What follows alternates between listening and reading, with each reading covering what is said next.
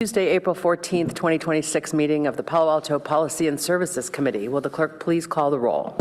Certainly. Chair Lithcott-Hames. Here. Councilmember Rectal.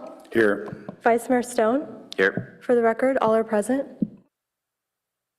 Thank you.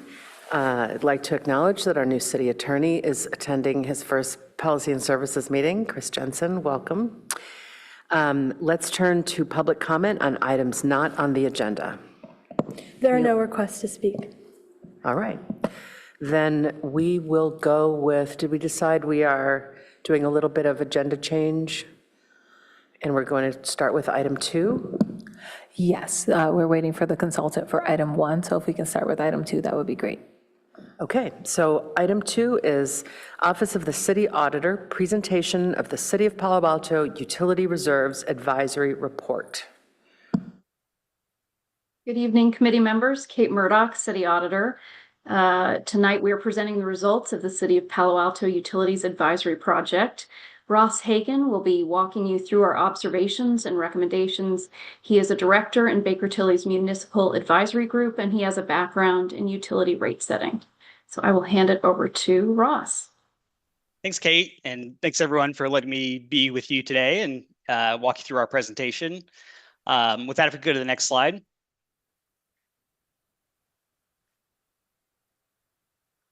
So this advisory project objective was to really look at and assess the City of Palo Alto's current utility reserve policies and benchmark those against peer agencies.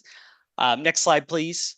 As we did this, we broke this down into 5 separate sections, which I'll get into in a second, but I did want to mention beforehand a little bit of background. So we've included a chart here that's in our report that outlines for each of the utilities here that we examined as a part of our analysis, those being electric, gas, wastewater collection, water, wastewater treatment, refuse, and stormwater, the various reserve funds that each of those utilities have in place. So a yes indicates that they are in place for that utility, a no would indicate that they're not.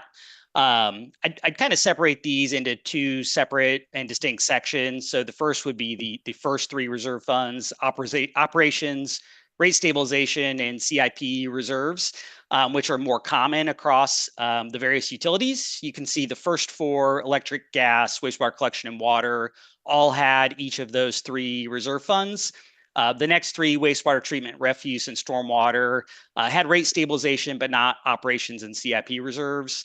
All other reserve funds below that are more specific to a given utility, and those reserve funds would have kind of specific objectives for that specific utility. Next slide, please. So just at the start, so one of the 5 sections that we looked at was overview of current reserves. So kind of the goal of this section, we wanted to come in, review and research all of the current reserve policies for City of Palo Alto utilities, discuss those with utility management, get a really good understanding of that. In each of the sections, we've made various observations, which eventually will lead to the recommendations that we make. So in this section, the observations that we made were that current reserve policies contain multiple transfer rules, resulting in significant administrative activities for utility management. Wastewater treatment, refuse, and stormwater utility. So those were the last 3 utilities on the last chart. Those reserve fund policies are very dated. They haven't been updated in more than 20 years. And because of that, in some cases, and as we looked at in the last chart for operations and CIP reserve funds, they don't align with the other utility reserve policies. Additionally, on the electric side, electric special projects reserves and CIP reserves to us on a read through of policies appeared to have very similar purposes. And the policies on those lacked clarity on appropriate use of those funds and when you would spend out of one versus the other. Next slide, please. The second section that we looked at, consistency with regulatory reserve margin requirements. So for this section, we looked specifically at the outstanding utility bonds and the bond covenants, rate covenants, available reserve covenants that were made in conjunction with those bond issuances. We also looked at rating agency criteria for cash reserves to see if Palo Alto utility reserve policies lined up with some of those cash reserve targets from rating agencies. So observations that we made there, current reserve policies in place don't appropriately and specifically address rate covenant and available reserve covenants that were made by the city with their outstanding utility bonds. Having said that, the city is in compliance with those covenants, and that's based on recent rating affirmations from rating agencies, S&P and Moody's.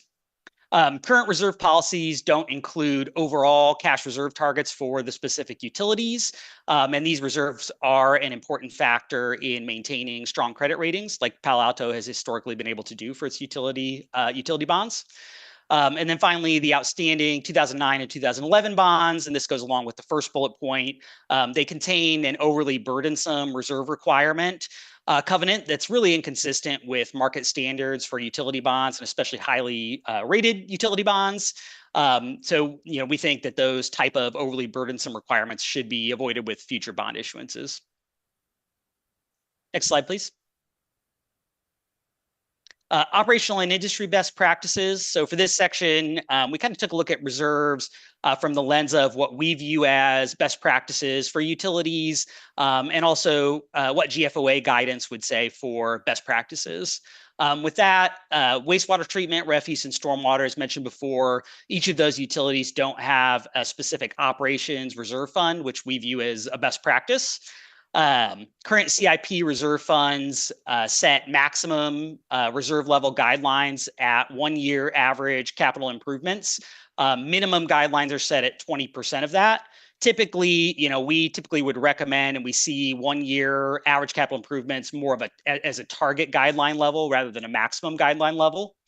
And current CIP reserve fund policy doesn't distinguish between CIP expenses that are funded by cash or other funding sources such as bonds, which we view as a best practice, because as you're calculating what that average level of improvements might be for a guideline level, you would typically exclude projects that would be funded by bonds, for example, because those projects are typically much larger than your more typical, more average capital improvement. So those projects would skew your capital improvement target level much higher if you include those in your calculations. So we think it might be helpful to distinguish between those types of expenses.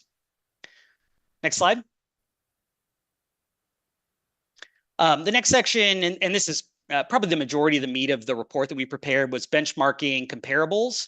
So in this section, we compared Palo Alto Utilities reserve policies to various other comparable communities. And our findings from that, our observations were that specifically for electric, water, wastewater collection utilities, the rate stabilization reserve funds for Palo Alto didn't contain formal reserve guideline levels that were specific, whereas peers, those rate stabilization reserve fund policies did contain reserve guideline levels. Typically, those guideline levels were based on a percentage of operating revenues of the given utility or operating expenses of the given utility. We saw those in a range between 10% and 65%. Of those operating revenues or expenses, but in many of the cases, there was a specified guideline level, and that's not the case for Palo Alto Utilities. Operation and maintenance reserves are more prescriptive for Palo Alto Utilities as their minimum target and maximum guideline levels versus peers, which typically only had one set of minimum guideline levels, or in some cases target guideline levels, but not each of the three minimum, target, and maximum. Very similarly, for capital replacement improvement reserve funds, Palo Alto Utilities had minimum and maximum guideline levels versus peers, which only had target guideline levels. And just generally speaking, and the last two bullets kind of speak to this a little bit, but Palo Alto Utilities had more detailed and cumbersome reserve policies versus the benchmark communities that we had looked at. Next slide, please. Last section that we looked at was reserve tracking. This goes to how do you track your reserve levels versus the policies? How's that reported out? So observation there was that reserves are tracked on an annual basis in conjunction with development of each utility's financial plan. However, we do think a reserve tracking policy with guidance to report instances where fund balances may not meet guideline levels, so exception-based reporting, may provide council, utility management with more assurances that targets are met throughout the year, and also provide more timely information for making decisions in instances where there are exceptions to those reserve levels. Next slide, please. So kind of with all that in mind, all those observations that we've made, we kind of use those observations to help build out our key recommendations.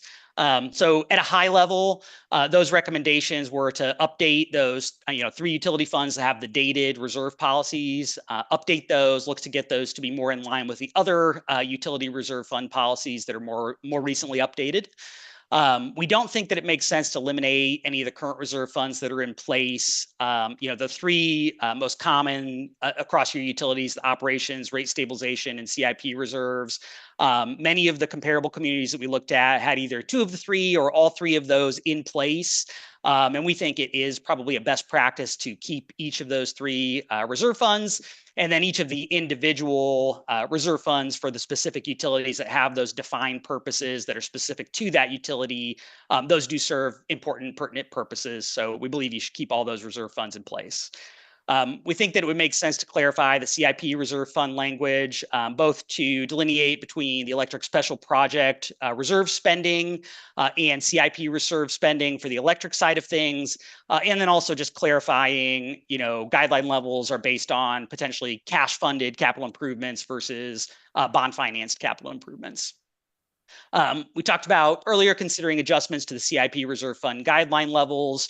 Again, our kind of best practices that we typically recommend is a target of 1 year of average capital improvements. We'll typically look at a 5-year capital improvement plan to make that 1 year average. But utility management should be involved in the decision to kind of decide at what that period might make sense to look at to calculate that average. We also think consider adjusting rate stabilization reserve policies to align with benchmark communities would make sense. So, our benchmark communities, in all those cases they had, or in many of those cases, they had amounts based on a percentage of operating revenues or operating expenses like we had discussed. We think that it makes sense to maybe implement a similar target guideline level for rate stabilization reserve policy. And then finally, formalize reserve tracking. So just the last slide that we discussed, we think it might make sense to formalize how you track those reserves and how you report out to council, and include exception-based reporting in that reserve tracking system. So with that, again, that was at a very high level. We've got a lot of details in the report. So happy to take any questions on any of the details. Just take any questions that you have. Thank you very much, Mr. Hagan. I have a thought, which is it might be helpful before we go to council questions, technical questions. I note that attachment B is the staff's response, management response to the advisory report. And if we go next to that with staff sharing any of the 6 elements where they want to highlight a disagreement with the auditor, it might be helpful for us to hear that up front. Of course. Sure. Thank you, Chair Lithcott-Hames, Kylie Nozay, Assistant City Manager, and I've got a swath of utility staff with me, our Director of Utilities, Alan Curatori, as well as Lisa Belier, who does our rates. So as you can see in attachment B, management generally, frankly, not generally, management appreciates all the work that Baker Tilly did to do this assessment. Just as a reminder to this committee, this actually stems from a referral from council back during the budget process last year, as the committee, the Finance Committee and Council, Finance Committee and Council were talking about reserves, reserve levels, and what are the appropriate levels, and wanted further study on our policies, the reserve targets in comparison to others. And so just want to appreciate Baker Tilly's work to bring that research to us. And generally, I think staff agrees with the concepts behind what Baker Tilly has brought forward. But as you can see in the management response, there are certain areas that we may recommend a slightly different administrative approach just because it has a greater ease for us. And also we want to come back through a process over the next year to work with the Finance Committee and Council on ultimately what the reserve policies would be. If you saw in the response, if we brought the reserve policies up to the new target levels that Baker Tilly has, they would have significant rate impacts to our customers. And so reserves are always about risk tolerance.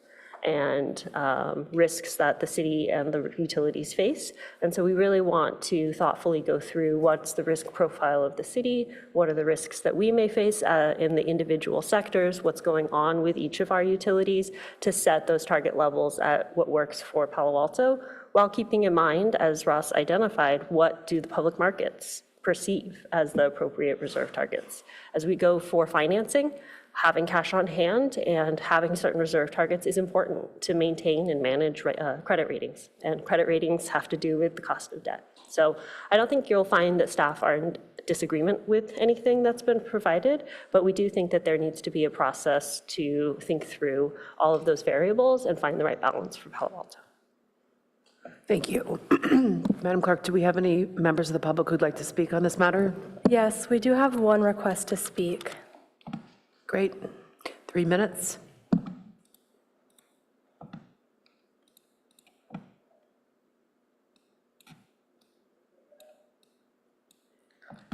Our first speaker will be Samuel J. Samuel, you should be able to unmute yourself and provide your comment. Hi, I would like to talk about the roads. Like the roads needs to be more specific, and like the roads need to be more constructionable, and it's not like the roads are Excuse fully me, like. Samuel, is this regarding item 2, which is about our utilities reserve? If not, this is not an appropriate time to speak.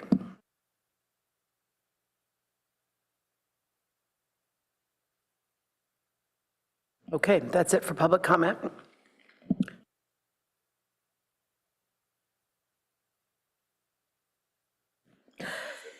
Colleagues, who would like to start us off? Okay, can we go to slide 7? And in there, it said our reserves are more cumbersome. And I'm wondering, what exactly do you mean by that? And are we getting any value from that? Is that being more conservative, or is it just there's more paperwork involved? Yeah, great question. Appreciate the question. So when we say more detailed and cumbersome, what we really mean there, as we look through various reserve fund policies, you've got in many cases, tracking, you're tracking to minimum levels, target levels, maximum levels, and then your policies prescribe when you're below the minimum, this is what you do. When you're above the maximum, this is what you do. So a lot of detail there and a lot of specific prescription around those. Whereas when we look at, your peers, in most cases, they have like a target level that they try to keep to for various, the various funds. And they're really just tracking to that one number, which is, really a lot, easier to track. And then they've got, prescription as to what to do, when you get to or past that number in some cases. But just a lot more detail in your policies. I think it, from our perspective, we feel it would be more challenging for utility management to track to each of those specific minimum maximums, do those transfers between funds when you go above a certain amount or you're below a certain amount in some cases. So we think there could be maybe some minor cleanups there, maybe in some cases removing a minimum and a maximum and just going with a target, for example, like with the capital replacement and improvement. That's something that we would typically see. So I think in some cases it just would make sense to simplify. And I don't know that there's a lot of value added to your question by some of that, more administrative burden. I mean, for me, I think having minimum and maximum is good practice, just because a target, if you will deviate from a target, you either be slightly above it or slightly below it, and how far above it is acceptable. And so unless you have some built-in, like plus or minus 5% or some threshold, well, if you have that threshold, then you might as well have a minimum and maximum. So I think operationally, I think having minimum and maximum seems simpler to me. One thing to add there, I think reserve policies and target guideline levels, they really should be for, each individual utility, set based on management goals, It's not a one-to-one comparison when you look at, Palo Alto Electric Utility versus a neighboring electric utility, for example. So, to the extent that, that's what Palo Alto Utilities is used to doing, and if that's not cumbersome for you and you think that's best practice for your utility, we don't necessarily take issue with having those separate minimum, target, maximums. It's just a little bit more cumbersome than what those peers are and what we typically would see. That doesn't mean it's wrong necessarily. So certainly if that's something that management thinks that you'd like to keep, we don't take any issue with that. Okay. Then also, you mentioned about that the 2009 and 2011 bonds contain overly burdensome reserve requirements. Do we know why did we accept those requirements? Did the market force us, or was this something that was just an oversight on our part? That's probably not a question for me. I don't know if staff of the SARA has an answer, or might be more geared towards bond counsel as a follow-up, but I'll defer. If staff can correct me if I'm wrong, I believe these were subsidized, and so through the programs through the federal government, like Build America bonds back then, and so they were very unique structures. Staff are going to go through, as the management response and as Ross identified, are going to go and do a refunding or a refinancing, basically, of one of them that has a overly stringent and strident reserve policy on it, which would basically remove that and put it back to a normal reserve. Are these callable bonds, or we have to negotiate with the bondholders? No, I believe they're callable at this point. Yeah, okay. Kylie, I believe you're correct. One of the bond issuances would be callable. The other, while callable, I think final maturity is middle of this year, so that would be naturally defeased through payment. Right. Okay. And the coupon is, how's that compare to the current market rates? I believe they fit within our current policy for refinancing, which is basically 3% savings. We try not to refinance unless we're going to receive at least 3%. I will say the current markets may reduce that margin, and so we would still want to do the refinancing, even if it was net zero, frankly, to get the more updated reserve requirements. Okay. And that policy is just suggested, it's not mandatory that you have to have 3% savings? Yeah, that's an internal city policy that between council and staff, that was something that was set up that we would want to achieve, obviously, at least 3% in savings, given the administrative burden associated with it and the cost, frankly, to do a refinancing, to make it worthwhile. So it's not by law, that's just a city policy. Okay. And I looked at the staff recommendations or staff response, and it wasn't clear whether staff wants to have operational reserves and CIP reserves for the wastewater treatment, refuse, and stormwater. Is that TBD, or is that they want it? Sure. So I think a couple things. Yes, and. Each of those lines of business are a little bit different. So I think where staff is hedging a bit in their response is, one, we have an actual reserve study underway specifically for some of these, and so we wanted to create the space for that study to be complete. On the other side of it, some of these funds have very specific operations, and therefore we want to make sure that we are aligning the reserve needs with those operations and the risks associated with them. So to put that into nitty gritty, what does that actually mean? Take the stormwater, that's a ballot measure. The revenues that come into that are specific and for specific projects. And so the city's ability to change the rate that's charged, you'd have to go back to the voters. And so you then have to consider what's the appropriate reserve levels if the revenue source is something that is a special revenue associated with a very specific measure and very specific capital projects. Another example would be the treatment plant, the wastewater treatment plant versus the wastewater collection, right? Wastewater treatment is a regional plant, and so you have partners, and all of those partners are paying in to contribute to that. It's kind of like a JPA, but not. And so what you would set as reserve policies for that, where everyone has a partner is paying into it, you don't want to necessarily over or double count, because they may then, like us, have a collection fund where you're also reserving funds. So you don't want to double reserve in the treatment fund and the collection fund when there is a co-relationship between them. And so I think that's why staff is a little bit perhaps not terribly clear on each individual fund, because we want to align the reserves with those types of nuances that each of those lines of business have.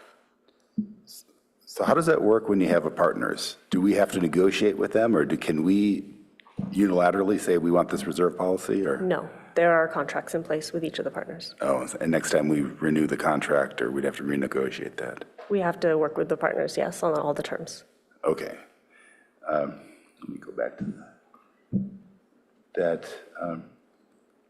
Well, how are our reserves invested? Is Chandler run those? Correct. All the cash is pooled from across all city funds. As you know, as the Finance Committee knows, the city now contracts with Chandler Investments, and they pool the cash, invest in accordance with the city's investment policy, and those interest or investment earnings are then apportioned out to each of the funds based on how much fund balance they have. Okay. Can you bring up the packet page 57? And this shows the reserves of other cities, and there's some other reserves that other cities have, and I don't quite understand what those reserves are for, and maybe you can outline. So back at page 57. Ross, I think this is back at you.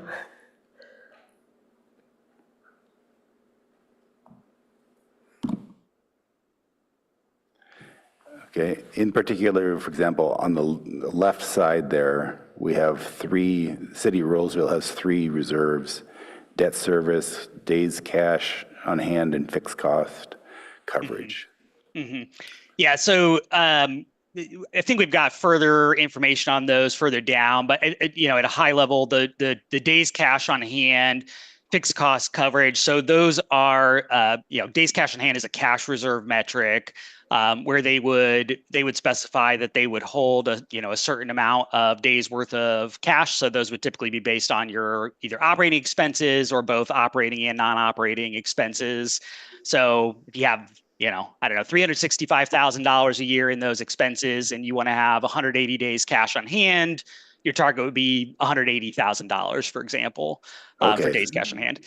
In that case, for example, if you look up top on that column, then Roseville does not have an operations and maintenance. And so are they kind of just have a different configuration? You're right ahead of what I was going to say next. It's really more of kind of a different structure. So that days cash on hand aligns with the fixed cost coverage, where that's really their set fixed costs. They want to maintain a certain percentage or amount of days of fixed cost coverage, but those work together to essentially make an operation and maintenance reserve. They're just essentially titled differently to make that up.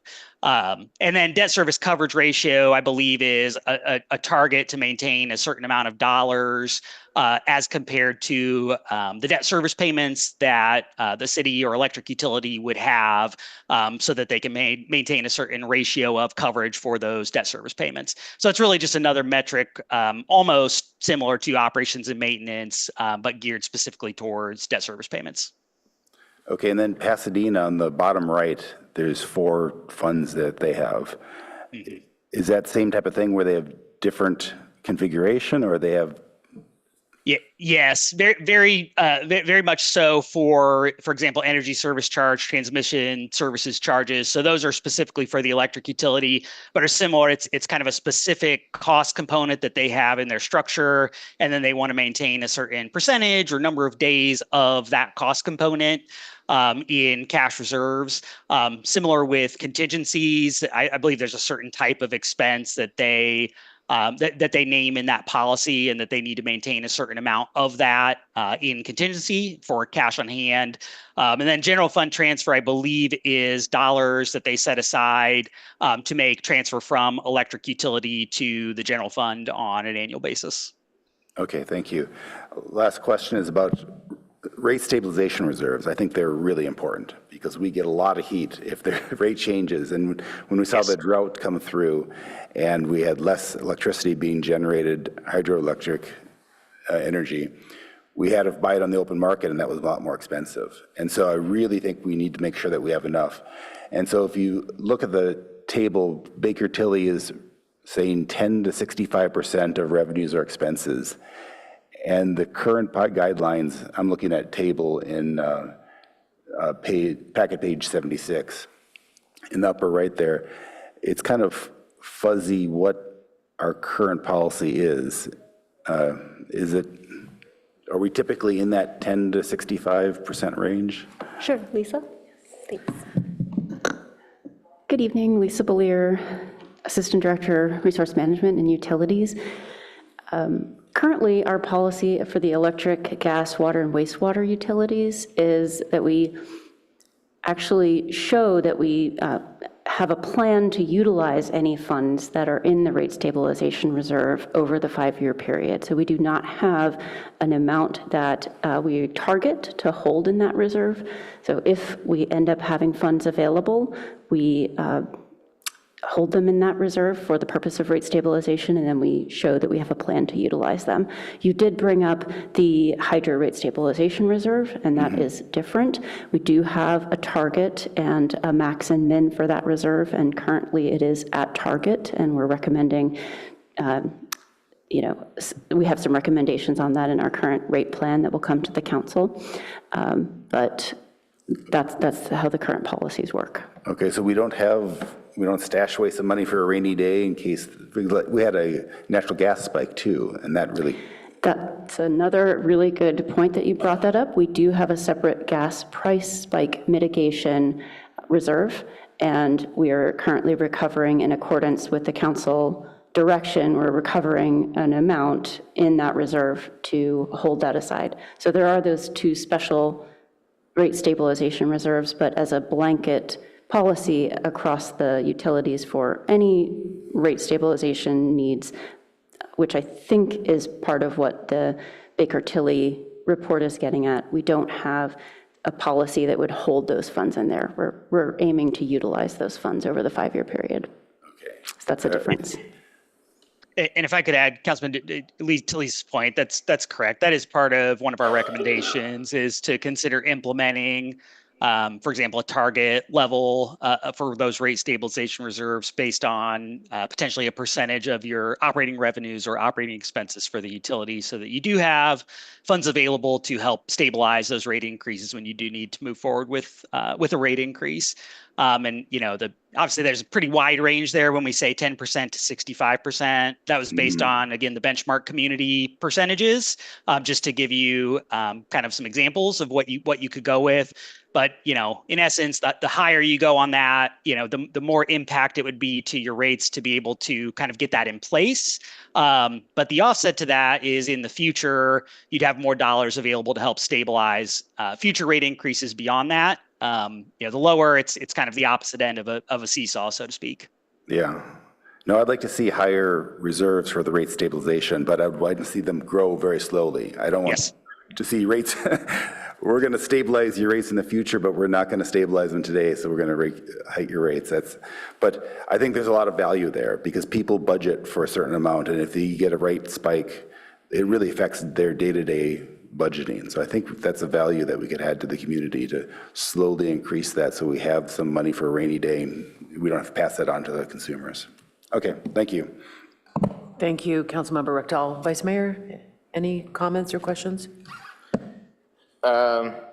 Well, that's why I wanted Councilmember Rectal to go, because I knew he'd ask a lot of good wonky questions. So that makes my job easier.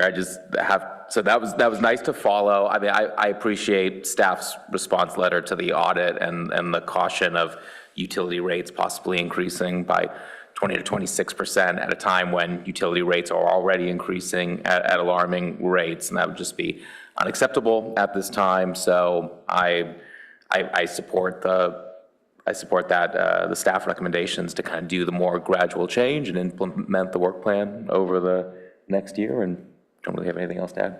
Thanks. Thank you, Vice Mayor. I was curious as to why wastewater, refuse, and stormwater policies had not been updated in since the early 90s. I couldn't tell you why it's been since the early 90s, but I think staff too would agree with you that it's too long, and that's why we've got a study underway for them. And since the others were all updated last June, why were these 3 held out of that process? Sure. There's also a greater variability in the utilities of water, gas, and electric. And so the variability, both, I would say, in the pricing and the operations of them, and the day-to-day or just annual maintenance is a lot different, I think, for those utilities than, say, refuse, which has a bit more of a steady state.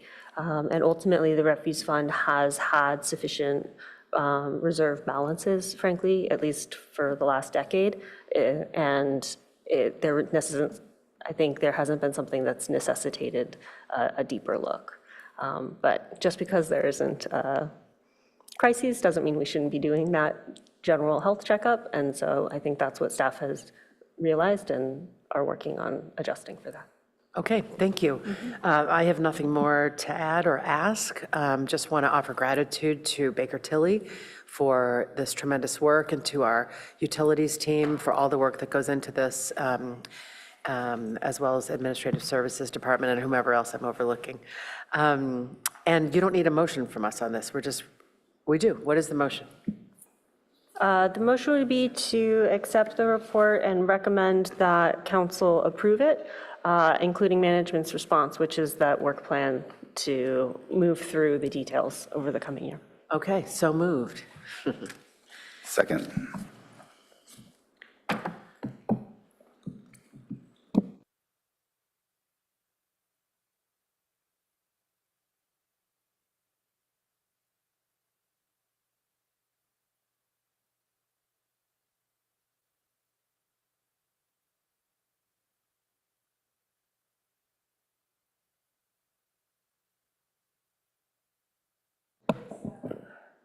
It's to accept it and to recommend that council approve it along with management's response. Yes.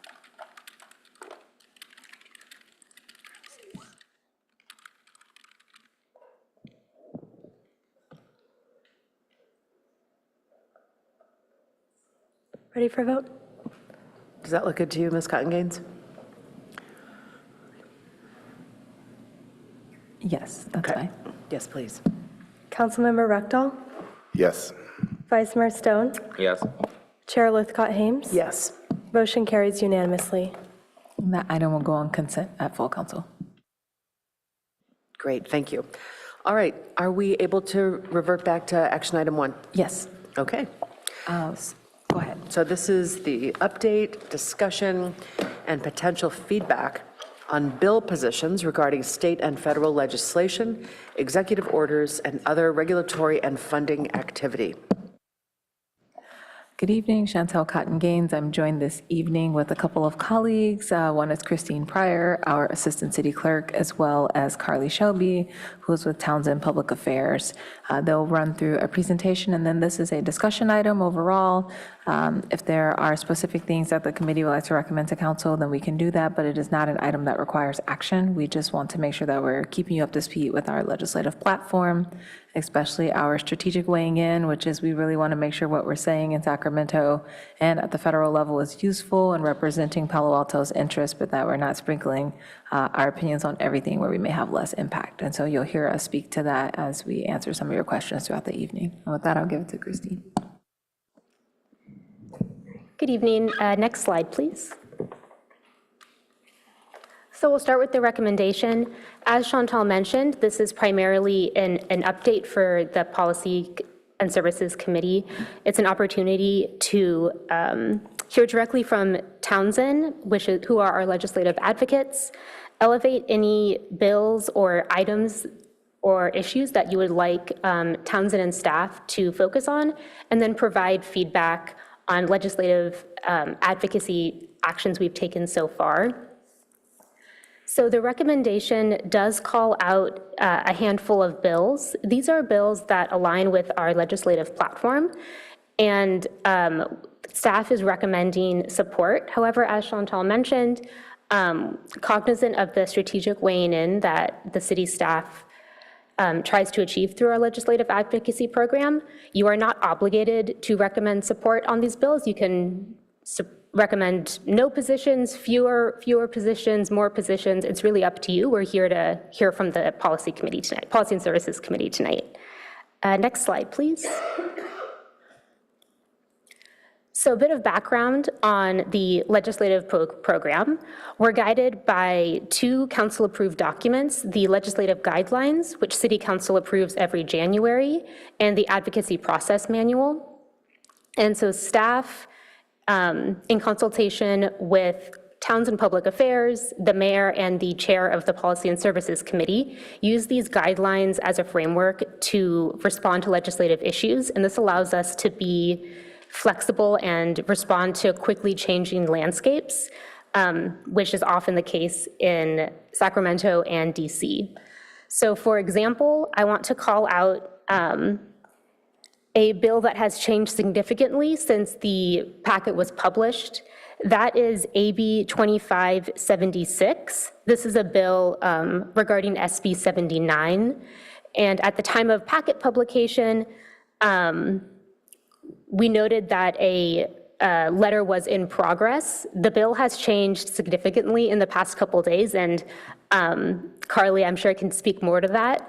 But at this time, we're not recommending a position on that bill. We are just recommending that Townsend and staff continue to monitor that bill. Other actions that the staff have taken are listed in packet page 6, and we're happy to answer any questions about those. And then to touch a bit more on the strategic weighing in that Chantal mentioned, we prioritize bills that are Palo Alto specific and bills where us actually leaning in and saying we support or we oppose would hopefully make a difference. So the city does not support every bill that aligns with our legislative guidelines. We work with Townsend and with staff to try to filter through what bills would actually make a difference and where our voice would matter. So we don't want to kind of paper the Capitol with bills on every bill. We want to save our voice a little bit. Next slide, please. I think this is where I will turn it over to Carly Shelby from Townsend Public Affairs.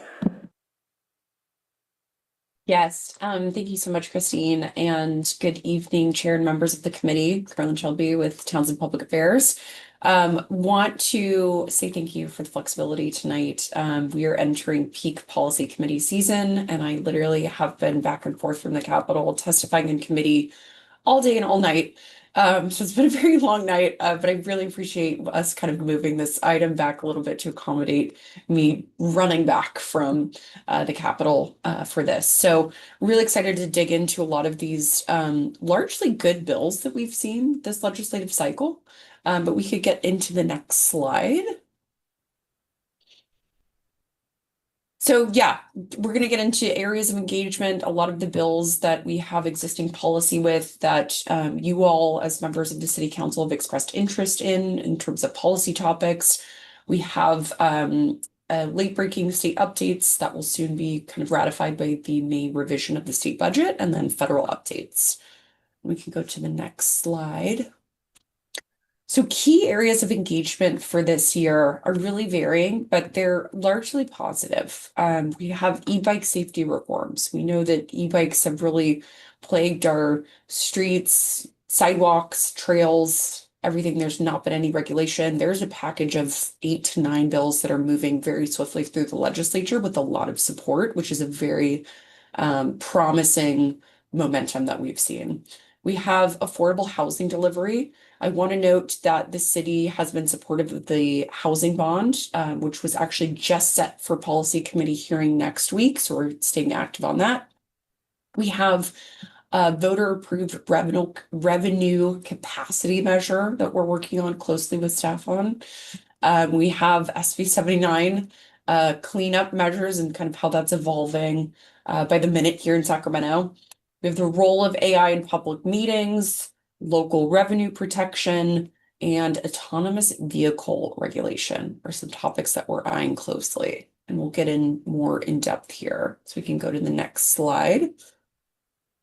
So on areas of engagement, on the transportation sector, and I want to note that this bill, I've kind of cherry picked this. It's one out of about 9 bills total that's moving through the legislature, like I stated. This is an e-bike safety bill that is championed by the Assembly Transportation Committee Chair, which is a pretty powerful statement, given that she was really not willing to move on this issue in years prior. But AB 2346 by Assemblymember Wilson updates various e-bike requirements, requires retailer disclosures to hopefully prohibit parents from allowing their very young children from operating class 2 and 3 e-bikes. And it authorizes local control over speed limits, and it also allows for your local PD to actually cite minors for exceeding these speed limits. Previously, that was not a function that they had, according to the author's office and to policy committees. On autonomous vehicle regulation, Senate Bill 1246 by Senator Cortese, who actually serves as the Senate Transportation Committee Chair. It's kind of a catch-all bill for AV regs.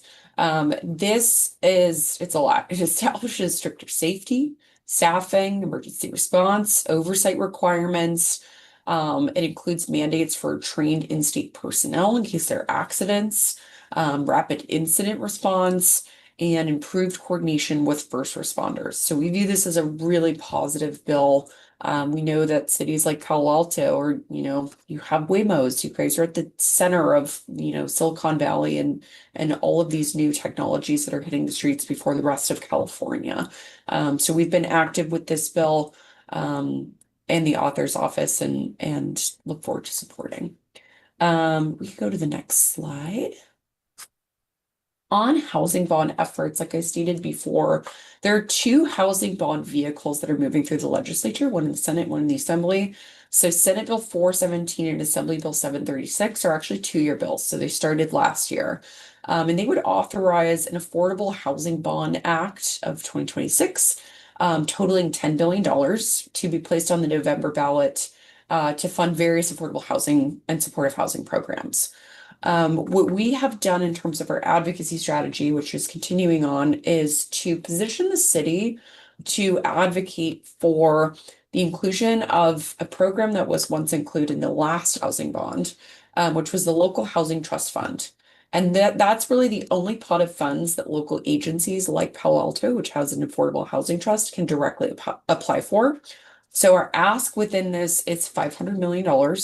Both of these bills, as of today, like literally hours ago, have been set for policy committee next week. So we are resubmitting our letters, we're re-engaging on all of this, and we really hope to come away with some additional grant funds that we can apply for directly, which have historically benefited the city.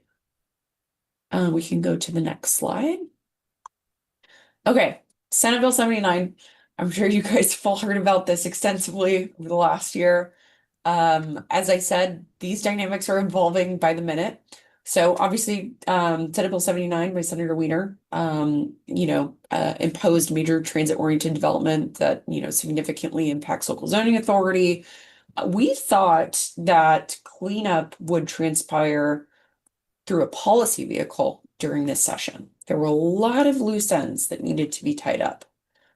Fast forward, the author's office had introduced 2 policy vehicles, Senate Bill 677, Senate Bill 908, that we knew were, in negotiations for various amendments. Fast forward, HCD drops implementation guidance. It was released earlier than we anticipated. There were clarifying changes made by the HCD implementation guidance that the author thought was sufficient. And he decided to pull back on efforts to pursue any kind of delayed implementation, historic resource flexibility, and various exemptions, and all of these things that we kind of anticipated that he would act on. So now we have new cleanup vehicles that are emerging. And Christine noted this earlier, but there is a bill, AB 2576 by Harbidian, which originally would have delayed the implementation of SB 79 by 1 year. It would have raised the population threshold for applicability from 35,000 to 40,000. That's mostly impactful to some LA County regions. And it would explain local flexibility by broadening the historic resource exemptions and those related provisions.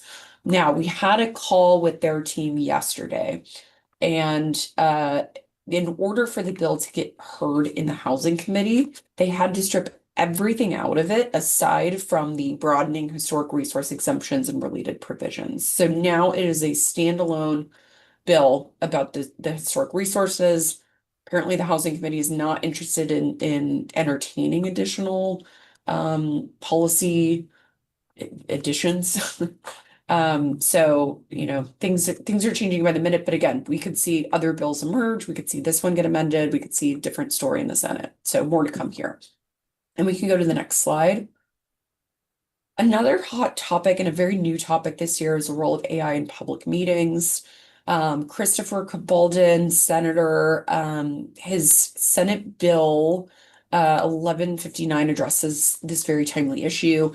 It clarifies that only human individuals, so not AI or bots, can participate in public comment processes under public meeting laws. This is really like a guardrail bill, and it ensures that emerging technologies don't undermine the transparency or overwhelm the public participation process. So this is one that's garnered a lot of support from local agencies, and it's moving pretty swiftly through the legislature. We could go to the next slide. On local revenue protection, Senate Bill 922 is an important bill this year.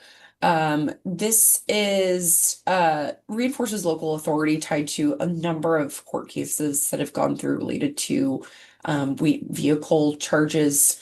But it authorizes local governments to charge fees or taxes to recover costs for street maintenance and public services tied to road use, primarily for those franchise agreements that you guys have with these very large trucks that are going through local residential streets that pay a toll on local streets.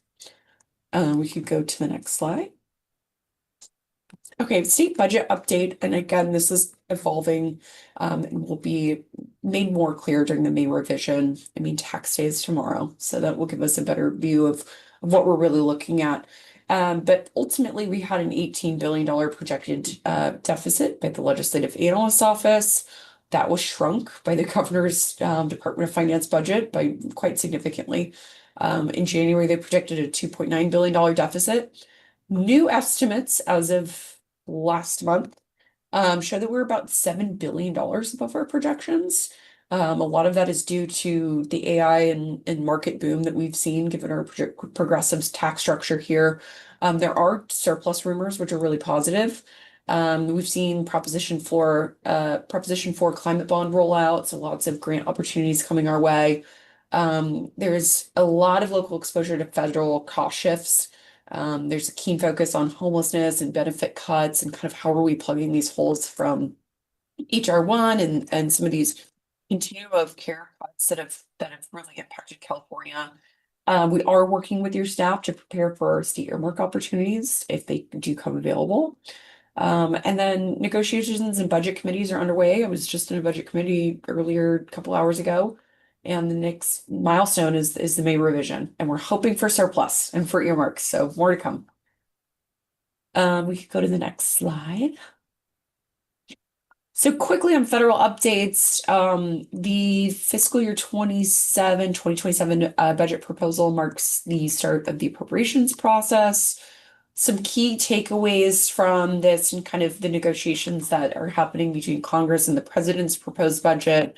There's a significant increase in defense spending, so over 40%.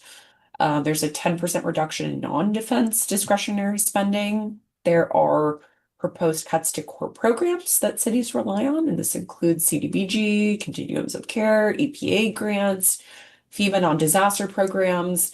And I think the broader theme here is really a shift of responsibility to states and local governments. Particularly in housing and climate. And I think that was made very clear by the president's message.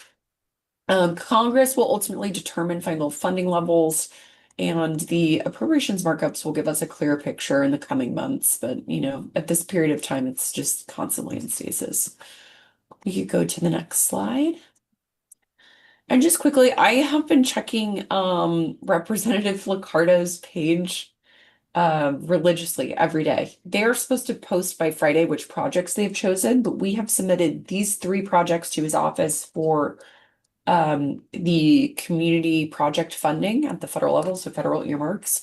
We have the Track Watch Rail Safety Program totaling $2 million, the Natural Grass Athletic Field Pilot Program totaling $2.2 million, and the Coverly Community Center Acquisition Project totaling $2 million. So we will wait and see over the next couple of hours to see what he picks.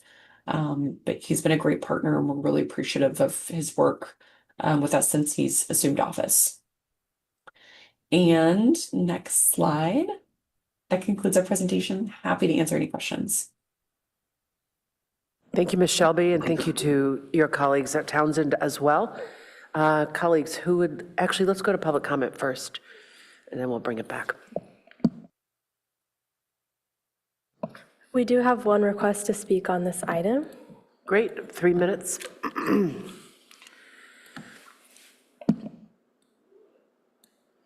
Our first speaker will be Saren S. Saren, you should be able to unmute yourself and provide your public comment.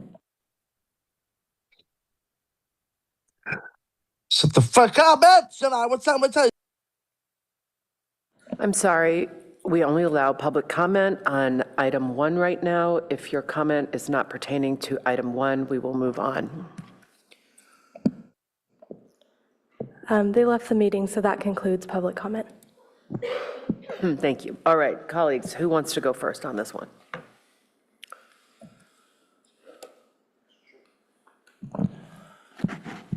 Okay, can you go to slide 11, the street repair? I don't have the bill number on it.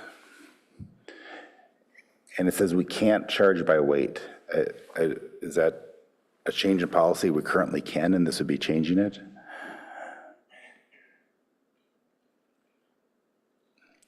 SB 9. Sorry, yeah.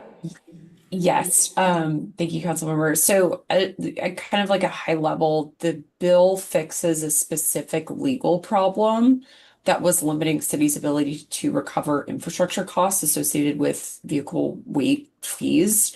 There was a court case, it was Rogers versus Redlands, which ruled that cities could not include road repair costs in certain fees like trash hauling, because those costs were interpreted as like an illegal charge for using the roads, like a road user charge. So the decision created a problem, which is like cities still have to maintain the roads. Heavy vehicles obviously cause a lot of wear and tear, and cities lost a way to recover those costs. So the bill restores and clarifies that legal authority by saying that the cost recovery is allowed.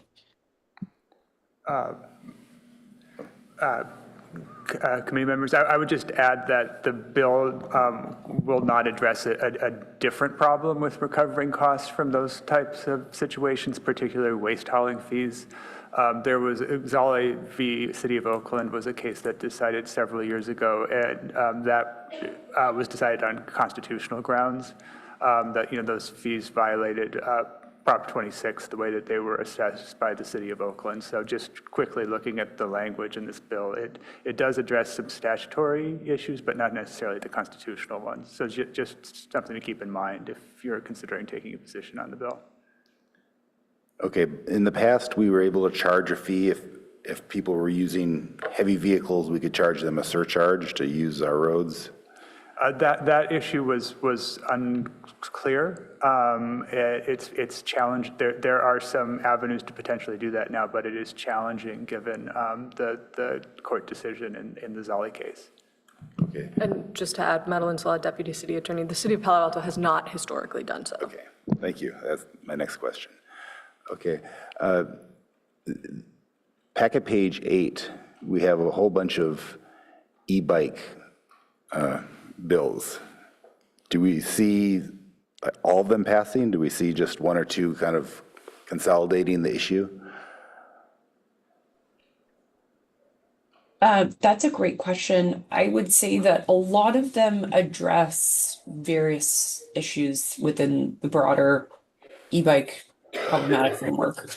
I would say that the most comprehensive bills and the ones that are probably the most likely to pass are like the one that I pointed out on my slide deck, which was AB 2346, which is championed by the Assembly Transportation Committee Chair.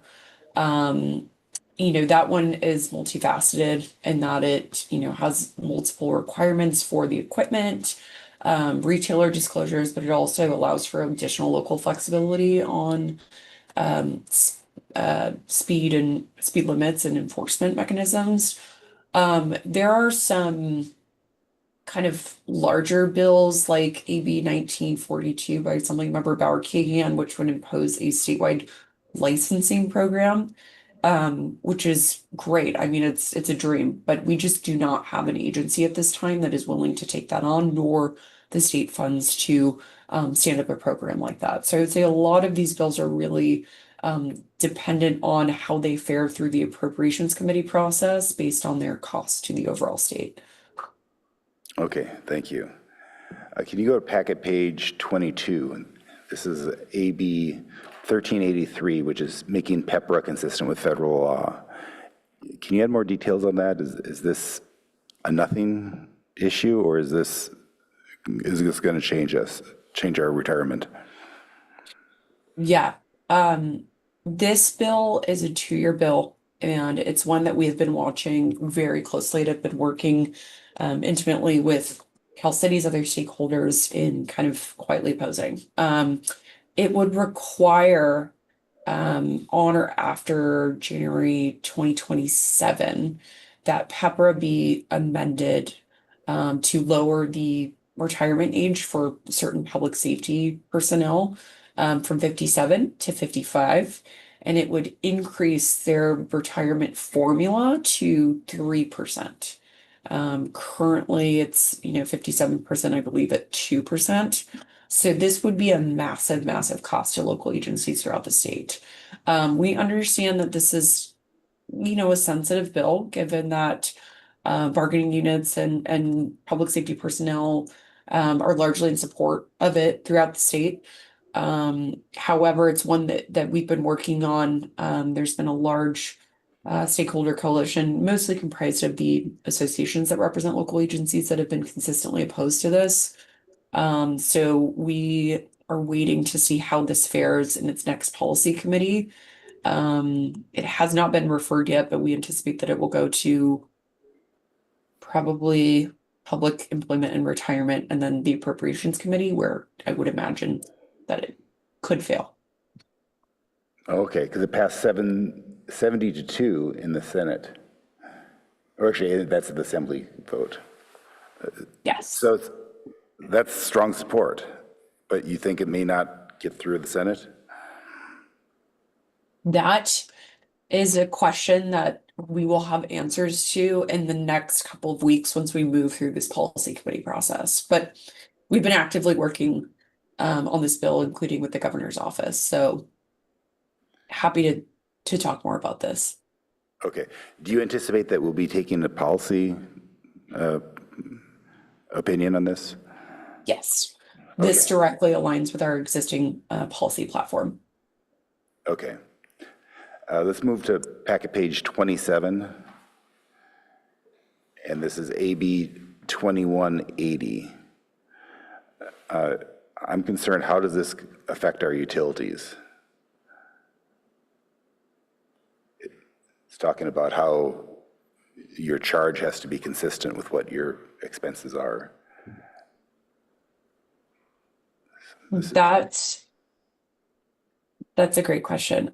This one is actually sponsored by the Association of California Water Agencies. It's a bit technical, but it essentially protects utility rate structures. So it would allow the city to recover costs tied to service delivery impacts. It is largely supported by local agencies. I would defer more technical questions to your incredible utilities staff. But I do know that it's supported across the board by more than 6 dozen energy and utility departments throughout the state. Okay. So would you anticipate having a position on this bill? If we can offer, Maddie Salah had a comment on that. Councilmember, I can add maybe just a little bit of additional clarification. The trend in court decisions interpreting Prop 218 over the past several years has imposed increasingly stringent requirements for utilities to demonstrate that their rates don't exceed the proportional cost of service to the individual parcel being served. So this is meant to provide some additional guidance and leeway and sort of coverage to utilities in demonstrating their compliance with Prop 218. Okay, so that would be a good thing, I think. I would anticipate we'd be supporting that then. So with you flagging it this evening, we will work with utility staff just to make sure that we understand the local impact, and then we can make that call after that. Okay, very good, thank you. And last one is right below it, SB 762, which is use tax for City of Hercules. It's strange that the Assembly has a specific bill just for Hercules, but does that affect Palo Alto, or is this? Hi, council member. I'll ask Carly to jump in if I miss anything or misrepresent anything, but this is the bill that we are asking to be included about because it will let us raise the tax limit to allow for the Cubberley ballot measure. I'm sorry, Carly, I'm sure I've garbled it, so jump in if I said anything wrong. Yes, that is true. We need statutory approval in order to exceed our statutory tax sales or transactions and use tax limitations. This is a bill vehicle that we're asking to be added to for the purposes of increasing our total cap by 0.5 cent. I thought there was a general bill that would raise the limit for everyone.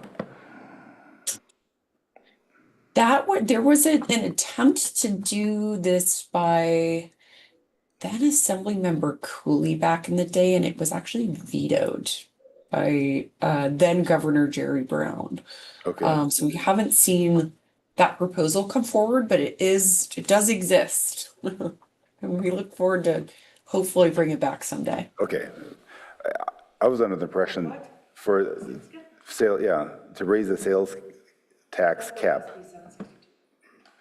Isn't that SB 762? Is that the same one that we've been talking about for Cubberley? Would authorize Palo Alto, among other jurisdictions, to exceed the statewide sales and use tax rate cap, subject to voter approval. Would help fund land purchase and renovations at Cubberley. Okay. And we're already supporting it. It's in the chart under support. Oh, I'm looking at the packet. Okay. I realize the complication there. On packet page 7, it shows us as support, and in the larger bill matrix, it says pending support for cities inclusion. And so I believe we've already written a support letter on that. So sorry we didn't sync those two. That makes sense. Okay. May I just jump in and just say for Ms. Shelby, so this ties into our request of Congressman Liccardo for the earmark for Cubberley. We're looking for $2 million support there from the feds. We're looking for this sales tax cap to be raised, which will allow us to potentially go to the voters and seek their support for a sales tax to fund it. So this is all in furtherance of a of a large and beloved project, a community center that is in much need of renovation. We also have to acquire the rest of the land that we don't own. So these two things very much go together for us. Okay. I guess I have one last question. Back on packet page 4, the table there that lists all these, and the city's position, sometimes it says pending committee and staff feedback. What committee is that? Is that us? That's this committee. Oh, okay. And it says recommend support. That's Townsend is recommending support, or the staff? It's a partnership of the two, and the recommended position is based on the legislative guidelines. Okay, thank you. That's all. And if I could just add on to that, so to our point of strategic weighing in, these are ones that we're looking at, and we think that it would be beneficial for the city to weigh in on. Our legislative guidelines give us enough guidance on that, but because we have these check-ins with this committee, it's nice to just make sure that we're on the right path. And so we use your feedback sort of as an additional weigh-in point in addition to talking to staff and making sure we understand the impacts of the specific bills. Vice Mayor, do you have anything to add? Just say, I think we're on the right path. So thanks for bringing it forward. Carly, appreciate the presentation. You provided a lot of color that was really helpful to really be able to understand this, especially on the e-bikes. Just really glad to see the state actually finally moving forward and hopefully giving us some tools to be able to regulate here. And ultimately just kind of glad that we've moved towards this greater strategic weighing and not just peppering the state legislator with a lot of positions. I think in the past, we just kind of generated too much noise that was generally kind of ignored. And so really being a little more intentional with what we want to support and oppose, I think is the right strategy to move forward. So I support the recommendations that are brought forward. So thank you. Thank you, Vice Mayor. Toward that end, I want to sort of chime in on this. As Ms. Pryor initially said, we don't want to paper the Capitol.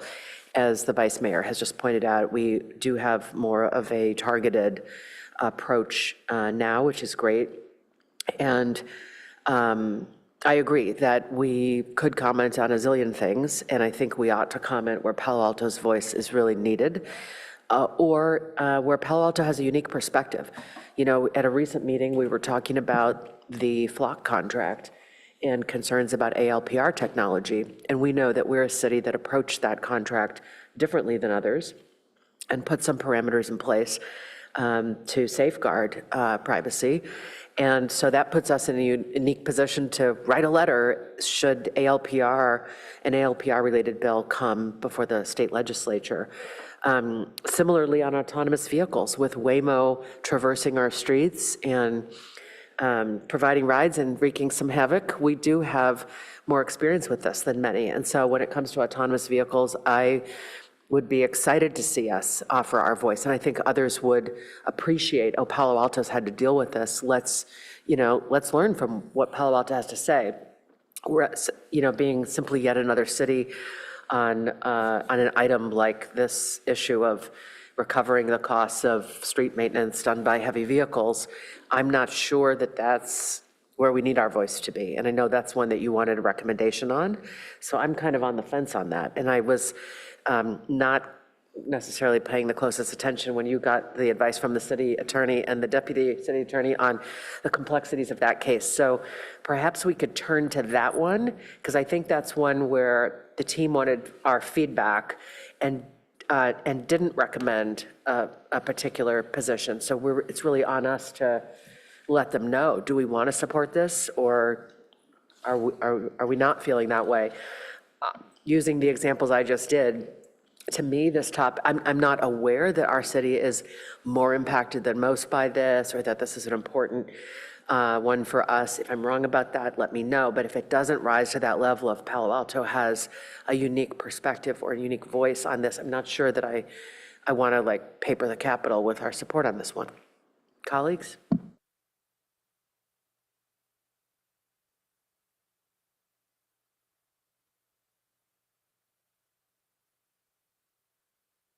It is Senate Bill 922.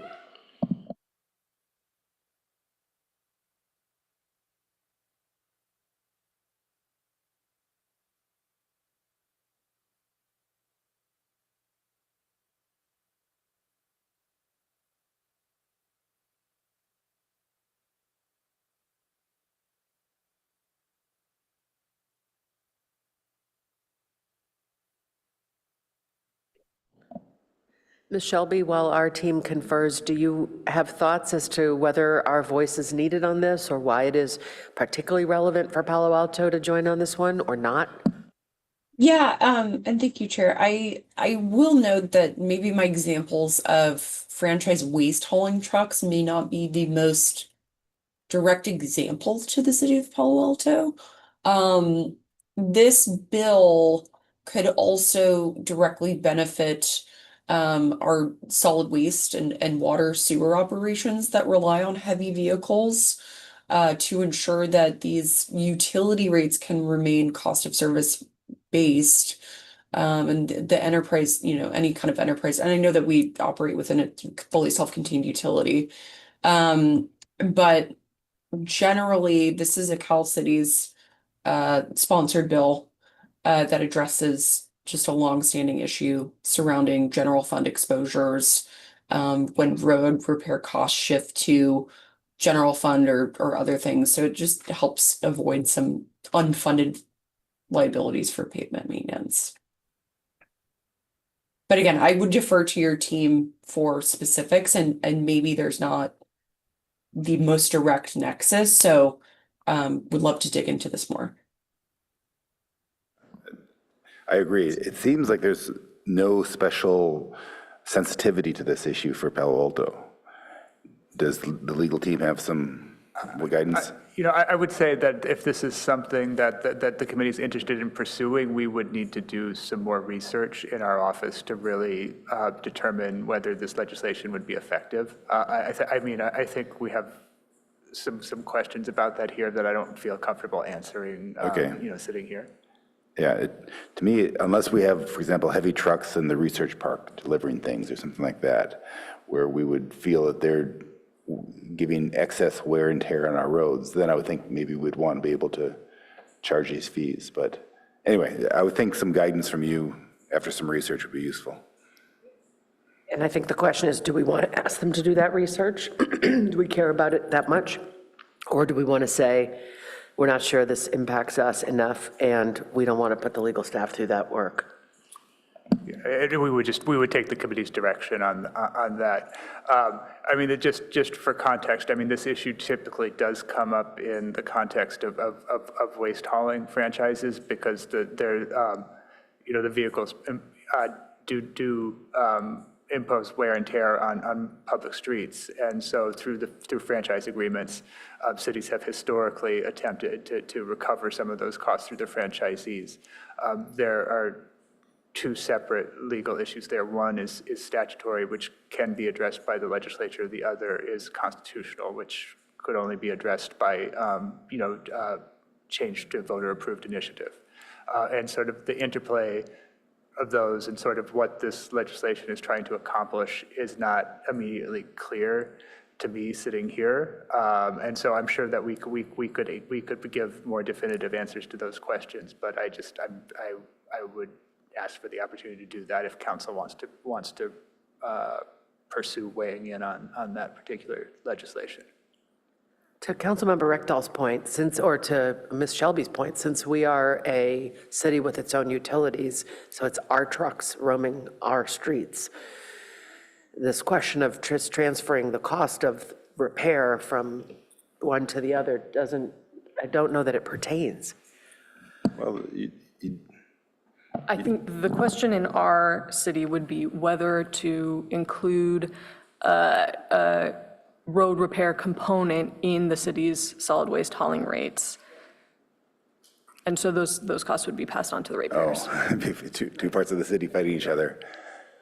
You do have, for example, the nitrogen tanks are all over the research park, delivering nitrogen to people who are using it in the labs.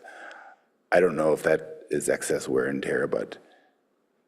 Could we ask staff to inquire of the colleagues who would know whether this is a concern for us? Because if it is a concern, I think I'm hearing the committee, at least two of us and maybe a third, would be happy to ask our legal colleagues to investigate the merits of our joining this. But if it isn't already a concern, I don't think we're the ones that need to raise it. Yeah. Sure, we can do that as a follow-up on this, is connecting with the applicable staff and just understand if there's a Palo Alto impact, and then we can go from there. Yeah. Because I don't know what I don't know, and I don't see any impact, but there perhaps could be one. So thank you. And if there's, honestly, on this one, if there's an impact, I would imagine it would be a financial impact or some sort of streets impact. And if that's the case, then we will have enough guidance in your legislative guidelines for us to act and pull something together in that regard. So we'll base it off of what we find out. Okay, thank you. Thank you. Okay, I'm going to move on to my next question, which was the autonomous vehicle bill. I don't know if it's SB or AB, but it was 1246. Ms. Shelby reported on it. I did not see it in the report at all. So I want to know, did I have the number wrong? Can someone point to where it is in the staff report? Because this one jumped out, of course, when it was presented as like, wow, we really do care about this, but I had not seen it in the staff report. Either in the Townsend attachment, or maybe I missed it in the Townsend. So if somebody could just tell me, was it in the report? So go ahead. It was not in the report, only because its amendments were pretty late breaking. So we did not have time to add the new language into the report. So that was a catch that we had within the last couple of days and weeks. And I understand, Chair and Council Member, that this is a major priority of yours and one that we've talked about extensively at previous council meetings. So I wanted to flag this for your attention.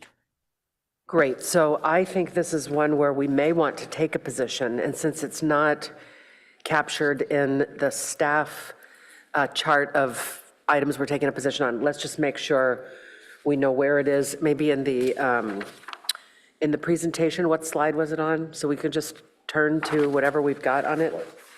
Slide 7. Slide 7.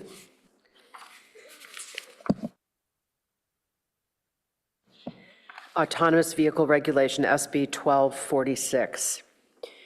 Establishes stricter safety, staffing, emergency response, and oversight requirements for autonomous vehicle operators in California, including mandates for trained in-state personnel, rapid incident response, and improved coordination with first responders.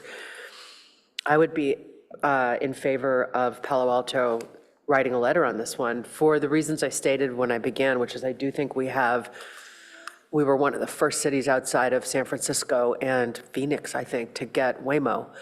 And we've had a lot more experience with it than others. So it feels like one that really would benefit from our involvement. What do my colleagues think? Yeah, I think that could be fertile ground. I would want to know more. I'd support that. Understood, thank you. And I believe this issue is covered in our legislative guidelines, and so we can move forward with drafting a letter of support for the bill. Great, thank you. Is that all right with you, Councilmember Breckdahl? Okay. And then what? After you analyze whether the bill is good or bad, then determine, right? The concept or the topic is of interest to us, but they could be mangling it, so we don't necessarily support. So since I'm the one who would get the draft, why don't we continue with that procedure? And I'll show it to Councilmember Breckdahl to make sure he thinks it's not been mangled, the bill. And we can check in with the relevant other city staff as well. Great. All right. Then to the affordable housing bond. Ms. Shelby, you said it wasn't in our chart as something we should support or we were contemplating, but we've said that we want local housing trust funds added in it to the tune of 500 million. Yes, that is correct. So this is a carryover from advocacy that we carried out last legislative session. Keep in mind the legislative session runs over the span of 2 years, so it's a 2-year bill, or both of these are 2-year bills. So last year we had a support if amended position, and we've added on to a larger coalition of like-minded local agencies and regional housing trusts that are seeking to replenish this now exhausted program, which is referred to as the Local Housing Trust Fund program. In the last housing bond, it was funded to the tune of $300 million. That was back in 2018. All of those funds have since been exhausted. Now we are looking for $500 million within this current bond, and that's really only because the cost of projects have gone up, the number of housing trusts has expanded pretty significantly, but this is really the only pot of funds within a housing bond, if they were included, that local agencies like Palo Alto could directly apply for. The rest are only available to developers. Thank you. And my last question, I promise, on this item. The Missing Middle Townhome Ownership Act was something I took interest in as I think about the housing priorities and policies that I know many in our community are interested in us supporting. That term, the missing middle, and really targeting townhomes as a potential first home buyer opportunity for people in that income category. I was interested in it, and I noted it was not on our internal chart of what we might consider supporting. So I'm just wondering, and it wasn't in your presentation, Ms. Shelby, could you tell us a little bit more about it and why you're not advocating that we support it? You're on mute. Oops. Okay, absolutely. So the bill number is AB 1751. It is run by Assemblymember Clerk Silva, who has been the chair of the Budget Committee on Housing. So she's been really active on this issue. But essentially, the bill would create a statewide by right approval pathway for townhome developments. And the goal is to, pursuant to her, expand the missing middle homeownership opportunities for first-time buyers. So it would require cities to approve qualifying townhome projects without any discretionary review or hearings. This applies to multifamily zones and underutilized single-family zones. And then it removes local discretion and delays for certain qualifying projects. This one, because we have criteria within our legislative platform that, you know, is supportive of housing development, but also is, you know, we want to preserve local control and local discretion over developments within the community, is not one that we could out overtly kind of recommend or streamline a support position on. So this is one that we have taken to planning department staff to kind of determine its impact within Palo Alto and kind of the development potential within the bill. Thank you. Do either of my colleagues have thoughts on this one? Buy rate always scares me because you don't know what you're going to get. We certainly want to encourage housing production, and townhouses in particular are very popular in Palo Alto, but I'm not really comfortable with that buy rate. Something I'd like to learn more about, so I'd be fine with staff kind of bringing it back, but not ready to support or oppose at this point. Okay. Terrific. That's it from me. Any further comments? So in which case we need a motion. You do not need a motion We do on this item? not need a motion? See, last time I had it wrong, and this time I have it wrong. Third time will be the charm. I love it. So we are done with this item. Excellent. Good job, everybody. Yes, on this item, you would only need a motion if there was something you wanted to specifically send to City Council, but I think your feedback this evening was enough direction for us as staff, and so we do not need further motion action. Wonderful. Thank you. Let's move on to action item 3 then. Update on citywide development impact fee nexus and housing feasibility study.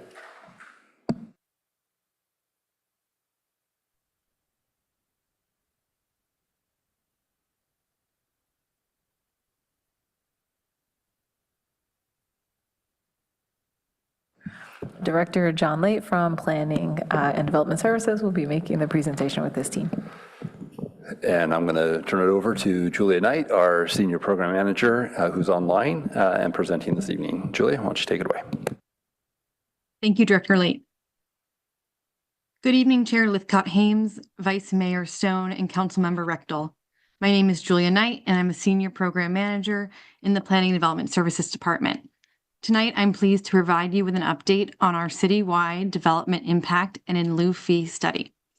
I'm joined by representatives from our joint NBS and KMA consulting teams online as well. Let's get started. Next slide, please.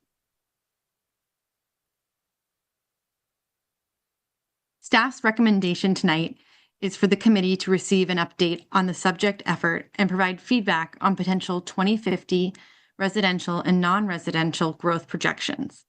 Tonight's presentation will cover key topics, including the project's scope, policy context, timeline, fee calculation methodologies, and preliminary growth projections. Next slide, please. California's Mitigation Fee Act requires jurisdictions to show a nexus between impact fees and new development's proportional impact on infrastructure and facilities. Since January 2022, AB 602 has required these nexus fees to be updated every 8 years. The housing element also requires many of these fees to be updated by later this year, 2026, or early next year, 2027. To meet those deadlines and stay ahead of the AB 602 requirements, the city has engaged a consultant team to update all fees through a coordinated effort now. Next slide, please. Our team includes both NBS and KMA. NBS will lead the nexus studies for most of the impact and in lieu fees shown here. KMA will lead the financial feasibility studies with a focus on housing-related fees. Next slide, please.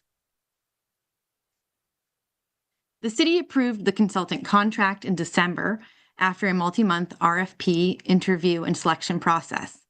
Since January, the KMA and NBS teams and staff have worked with multiple departments to gather facility and infrastructure data, assess current service levels for facilities, and forecast future facility needs. We expect a busy summer of number crunching and plan to return to council in August or September with proposed fee amounts. Staff aims to update all fees except for the citywide transportation impact fee by this fall. I'll address that fee in just a minute. Next slide, please. Most impact and in lieu fees will be based on new development's fair share cost of any additional infrastructure or facilities needed to continue to provide the existing level of service as the city grows through 2050. This process is outlined here, and we can come back to it at any time. Next slide, please. Other methodologies can also be used to calculate impact and in lieu fees, and the team may recommend them for certain fees. Specifically, NBS recommends using the planned facilities method for the citywide transportation impact fee. This method allocates a fair share of specific capital improvement project costs to new development. The team will identify the projects included in the analysis based on growth projections, which we'll discuss next. Because this fee is more complex and will take longer to calculate than most of the others, staff is targeting a mid-2027 update for this fee. Next slide, please. Both residential and non-residential growth projections will be used to help inform the calculation of certain impact fees, such as the citywide transportation impact fee we were just talking about. These growth projections will also help the city to estimate revenue from impact and in lieu fees over time.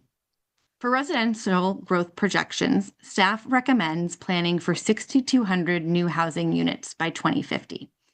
This estimate accounts for current pipeline projects, continued ADU development citywide, and focused development around the existing transit stations and along the San Antonio Road corridor. If household sizes and residential vacancy rates remain stable over the planning period, this would account for an increase of approximately 13,000 new residents. Next slide, please.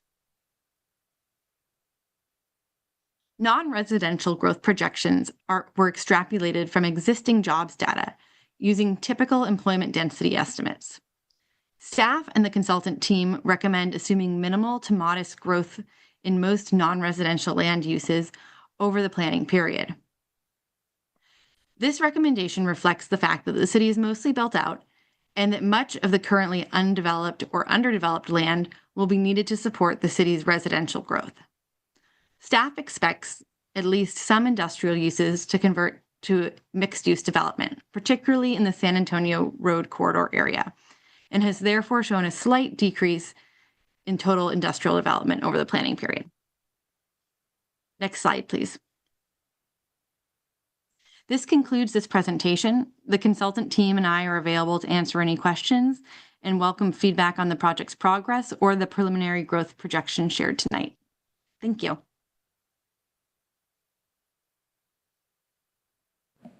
Thank you, Ms. Knight.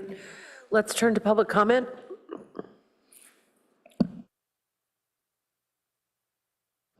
We do have 3 requests to speak.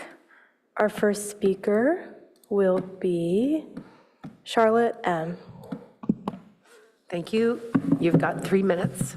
Okay, hello. I first want to disclaim I'm a lifelong Palo Alto resident. I went to elementary school here, high school here, still live here. That's great. I wish more of my classmates had been able to remain in the area. And on the agenda, I saw the reference to the Nexus fee study. The 2016 study has been living rent-free in my head for years, and I take this as an opportunity to comment on the flaws of the 2016 study so that when we do the new study, perhaps we can avoid replicating them. This is putting aside the issue of whether taxing new households, many of whom are residing in units with higher tax bases and rates in our existing stock, is a good or equitable policy. These are just comments on the extent to which our previous study can be relied on to know that you're charging the correct amount. And I know the study predates some members on the council. Anyway, the study looked at housing costs and from that derived income levels of who would reside in the new units based on the cost of that housing. It then guesstimated their household spending and estimated the distribution of jobs generated, how much those jobs pay, inferred how much they would spend, guessed at induced demand, guessed at the distribution of jobs generated, took census data on the income level for that job type, then concluded the number of low-income housing units that would need to be generated to fill the need for all those kinds of jobs. And my point is there's a lot of kind of jumping, and if you fiddle with parameters to the model, you would get a very different number. So when I saw the nexus here, I thought, uh-oh, I should come and comment, because in 2016, the upper limit, which was not what the ultimate fee, was estimated at potentially $111 a square foot, which was, for a single fee, more around double what the existing fees were, $53 a square foot at the time. And I'm worried that when we do our new study for housing impact, we are going to do something similar. We're going to say, well, everyone living in these houses is very expensive. They spend lots of money. We need lots of money for low-income housing. And I'm just not convinced the numbers that came out in the study were accurate, and that they concluded that for every detached single-family home, you basically needed 1.6 new units of housing in addition to that house. And when I kind of go through and I look at the numbers and say, well, you know, how many children really are going to be enrolled from these new houses? How many teachers would you need? How many healthcare providers would you need for the people residing in those houses? I just come out with a number a lot lower than 1. I don't think that a single-family home induces the need for 1.6 units of housing, and therefore I think the fee is way too high. Also, you know, take into account things like we have declining school population, so it's not really adding a new teaching job if you enroll new children. You're just plateauing at the existing like rate of employment of teachers. Maybe that would bolster term, and et cetera. So I just wanted to comment on the housing nexus fee study, those fees in particular being high. I know that park fees have been debated previously. It's been raised that those are inhibiting development, et cetera. But I would just like to express skepticism if we're using M-Plan again, because it's a 1990s model originally for the US Forest Service. And I just question how many jumps were made to ultimately conclude we could have fees that high. Thank you. Also, Your time is packet up. was a late addition, so my comment was. Our next speaker will be Steve L.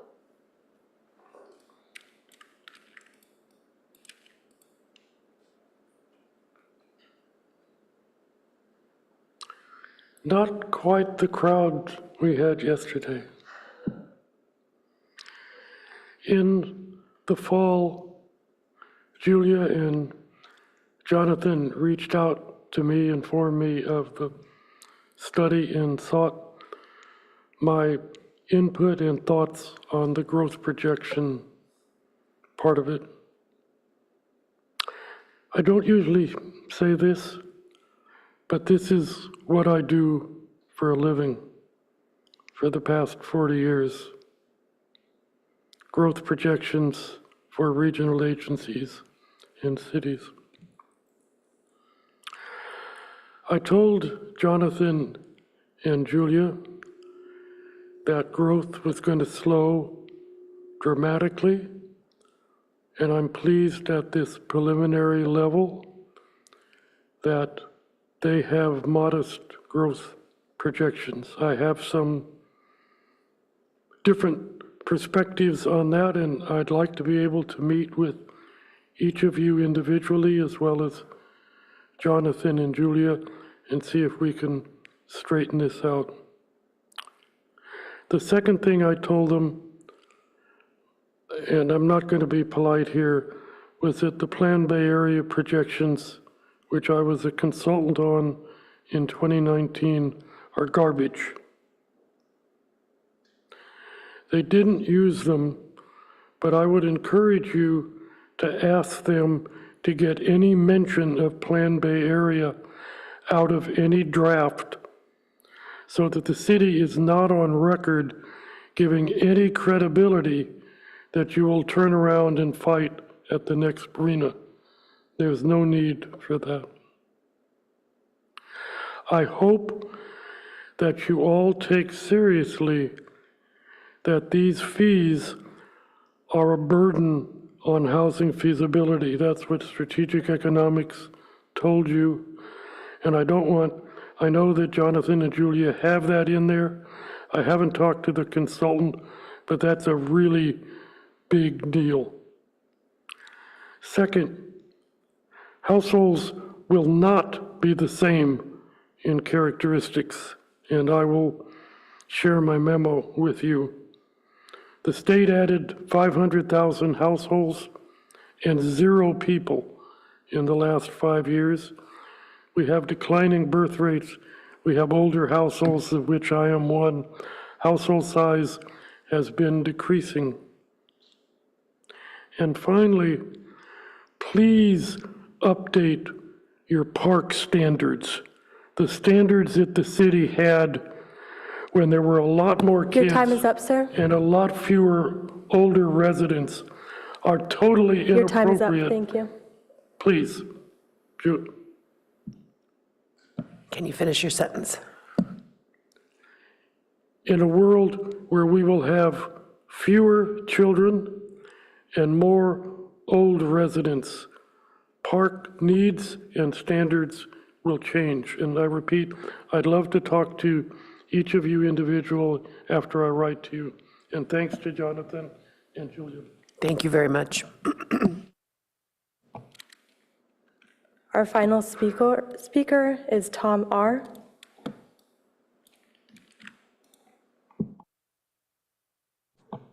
Hi, I'd like to talk about the environment of the park that I've been seeing a lot of the tourists and stuff in the fall, which just definitely need to be concerned by them. And it's really upsetting me off them when they're doing this. So my concern is just my concern is to put a lot of garbage. Sir, it doesn't sound like this is a comment. Sir, I need to interrupt you. I don't think this is a comment on our impact fee nexus and housing feasibility study, so I'm afraid it does not pertain to this item. Thank you very much. That concludes public comment on item 3. Thank you, Madam Clerk.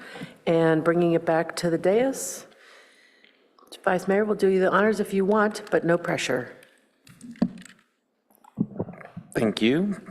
Thanks to staff for this work. Definitely work I would not want to do, but appreciate you bringing it forward. And it's I know this has been a long time coming to be able to get to that, to get to the update on our nexus and impact fees. Update on the impact fees through the Nexus study. And so I'm glad this is moving forward. I guess my only kind of question is, because I was surprised on the projection of, at least the staff projection of 6,200 units through 2050, when we're hoping to produce over 6,000 units in the current RENA cycle, and I would imagine future RENA cycles are going to be even more. We're going to see even more housing, likely more housing laws that continue to demand that this stuff gets built, and ultimately at the end of the day it comes down to the markets and economics and whether those actually get built, and we have very little control over that. So I think you just respond to that and how that all plays into these projections, and are we just then kind of assuming we're not going to be meeting those goals? Yeah, thank you. So RENA, we're required by the state to plan for a certain number of units. That is, make sure that we have the capacity to build the target number of units that the state, through the MPOs, assigned to the city. And that's what we do. Every 8 years, us and every jurisdiction goes through that process to be able to accommodate that type of growth through our zoning, our suitable sites inventory, and other policy initiatives. This city has a pretty consistent track record of hitting its market rate housing production units that are set forth in RENA every 8 years. Palo Alto, like many jurisdictions, often struggle to make up the account for the lower income units. And so I think for cycle 6, I think it's roughly about 60% of our RENA numbers are associated with lower income units. So because we've not hit 100% in the past, we didn't think it was appropriate to assign 100% to cycle 6 and going forward. Not that the city is in any way not meeting the state obligations for its planning, and the city council has made a number of policy initiatives to really advance housing production in the city. But setting a number alone does not determine housing production. There are factors well beyond the city. Market conditions, the economics, the lending rates, the construction costs, materials that influence housing production. And so our estimate, which we noted in the staff report is a conservative estimate, takes into consideration our sort of past track record and tries to be informed by other conditions that are outside of our control. Okay, no, thank you for that. And I always try to give you as many opportunities as I can to be able to highlight that we historically meet those market rate numbers and are projected to, at least on track, to be able to hit that again. Yes, and the standard is higher, I mean, with cycle 6, but we have a very robust housing pipeline, something that I have not seen in the 11 years that I've been with the city of Palo Alto. This is as much housing that we've had in the pipeline in that period of time. And I wouldn't be surprised if this is the highest it's been. Maybe short of post-World War II. No, let's quote you on that last part. So that was good. Thank you. Well, I trust you and Julia on this, and you're reaching out to the community experts as well to be able to get feedback. I know that's all going to continue to be incorporated. So continue down it, and looking forward to again seeing the updated impact fees come before us later this year. So thank you. Thank you, Vice Mayor. Councilmember Rectal.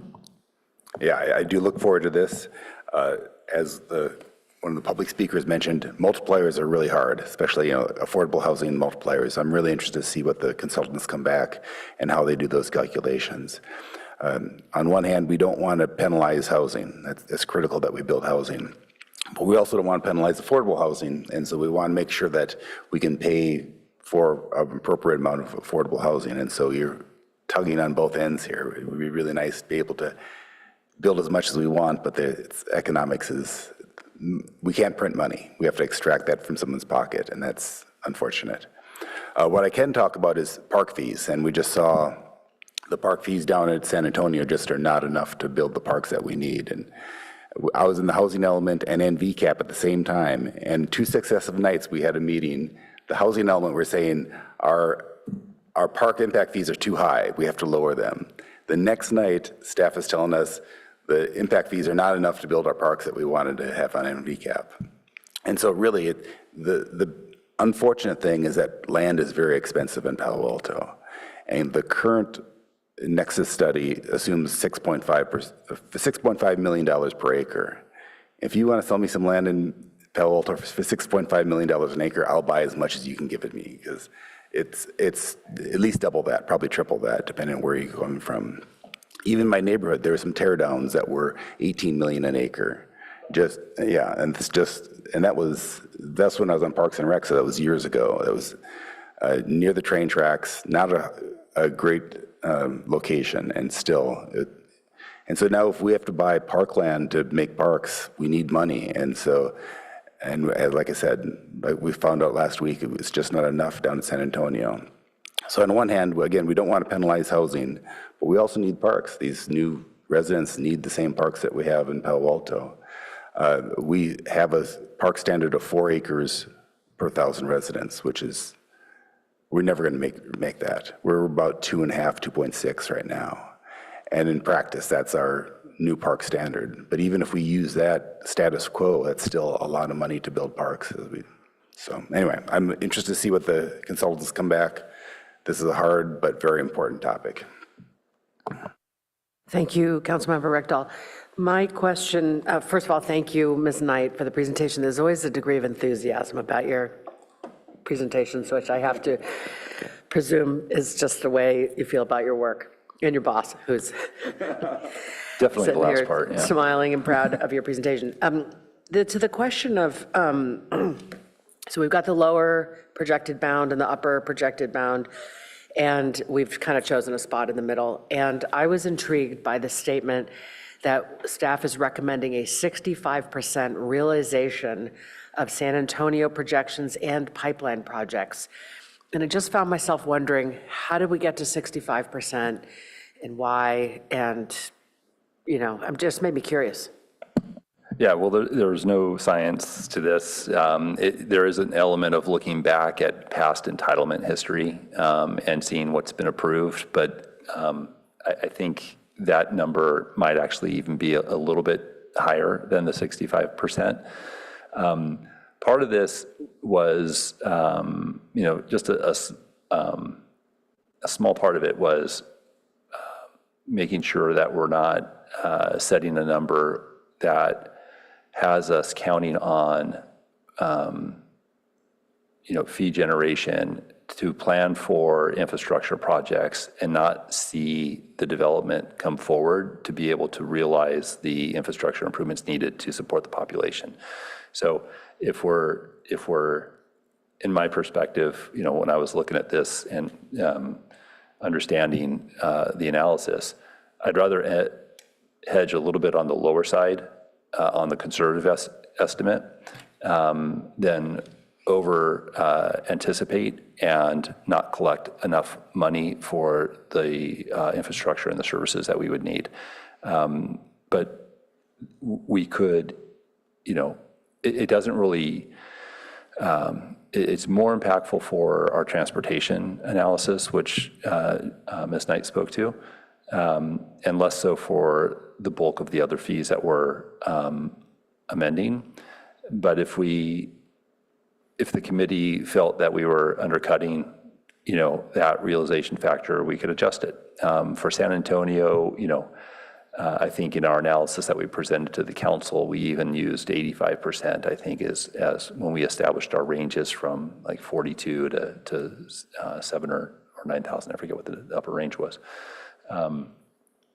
So it's just us trying to weigh a multitude of factors, and that's where we landed. Thank you. And on the citywide transportation impact fee, which we understand is different and is coming a year later, there was very little in the staff report on that. There was actually more in Ms. Knight's presentation about, you know, what the consultant might recommend by way of how we look at that fee. And so my question actually is, do we make a motion to recommend this to council, and does it come to council on consent? Or does council actually get a chance to look at this? So we actually don't need a motion tonight. What we were wanting to get out of this was your eyes looking at the data, understanding, you know, the progress that we've made to date, the path that we're taking forward, and to get your feedback or your reaction to our the projections that we're using, because going forward, our consultants will use these numbers and these projections to inform their analysis. And what we don't want to do is find ourselves changing those numbers down the road. So if this committee felt that we were off base or we ought to adjust the variables to some degree, that's the kind of feedback that we'd be looking for, but we don't necessarily need that in a motion. Okay, you don't even need a motion? Okay. No. I know everybody is eager for the meeting to end. I would just, since it's not late, why not go home, right? But I wonder, Ms. Knight, because we didn't have the detail in the staff report on these other, right, we get to a point on slide 7 where we say NSB may recommend other methodologies for certain fees. And I think that's where you said this transportation fee would be, was recommended to go with the planned facilities method. Am I right about that, or was it slide 6 that's on the transportation impact fee? That's slide 7, you're correct. Okay. Could you just say a little bit more about that, since we're not I don't feel like I understand enough about what that fee is and why it's different, and so if you could just say a little bit more about that, maybe just walk us through the slide a little bit more slowly, I'd appreciate it. Sure, absolutely. And, I also have Nicole Kissam from NBS here who can speak to this a little bit more broadly, but the high level is that most of the time we can look at the existing level of service provided by our facilities and say, we want to keep this standard. This is our status quo. We want to carry that forward. What facilities do we need as the community grows to keep this status quo level standard? Transportation is a little bit of a different animal because we aren't just going to keep building more roads, right? We need to come up with creative infrastructure solutions. And we also need to think about, when we're looking at transportation, like all the different modes that plug into it. And so the idea is that with a planned facilities approach, that really looks at what is our projected growth, which is why the projections were shared tonight for your initial feedback. What does that projected growth look like? And what would be the appropriate transportation projects to serve that growth in 2050? So not so much like an incremental increase in the, miles of bike lanes, but if we're a city of 80,000 instead of 70,000, what transportation infrastructure is needed to support that? And so it's just more of a holistic look, especially where we're trying to think about multimodal transportation. So that's sort of how that approach works. And I'm happy to hand it over to Nicole to talk more in depth about the different methodology options if you'd like to hear more. I think I'm good, unless my colleagues would like to hear more. Okay, thank you for that, much appreciated. And since no motion is needed, we will conclude this item. And with that, the meeting of the policy, Chantal's going to say something. Just future meetings, if you want to hear. Future meetings, yes, please. I'll be working with the chairperson on the specific items for the next meeting, but your next meeting is the second Tuesday of May, the month of May, right after your fund budget hearings. I believe that's May 12th. And we'll have the fair chance and housing ordinance, as well as a couple of audit items that will come to your committee, are tentatively on calendar. Thank you very much. And our meeting is adjourned.